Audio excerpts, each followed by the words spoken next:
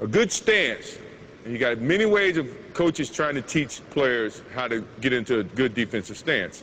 What I was always taught, is to try to be shoulder width apart. I like to put my right foot forward so that I can either direct the defensive player or offensive player where he wants to go. And I can react a little bit better if I'm not too wide. If I'm just shoulder width apart, I think that I can react a little bit easier.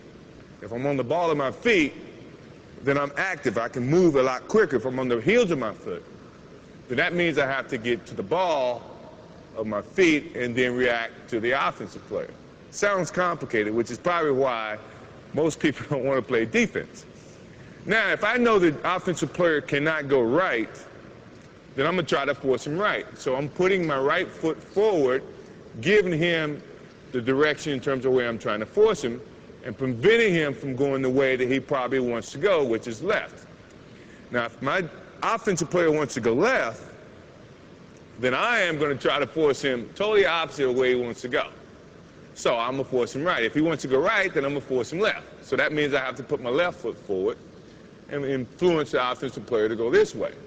If I'm guarding the guy at the center of the basketball court, because my reaction is a little bit better going to my left, I am going to put my right hand or my right foot forward, forcing the offensive player that way. Now, in terms of your hands, what do you do with your hands? A lot of coaches say your right hand is going to be mirroring the basketball. So if the offensive player is starting to look for a pass, you, as a defensive player, is going to sit here and mirror the basketball so that you can kind of deflect the basketball and not give him a direct passing lane to the offensive player or his other offensive player.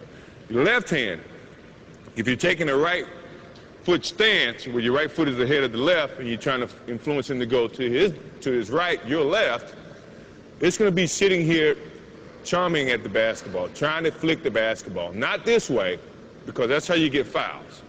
If the offensive player is there, you're mirroring the basketball and you're doing this, trying to flick the basketball loose. And if you're coming from underneath the basketball, you're not as often to foul the offensive player coming from underneath as you are coming from over the top. So they teach you to keep your hands here, mirror the basketball, don't give any passing lanes to the defense.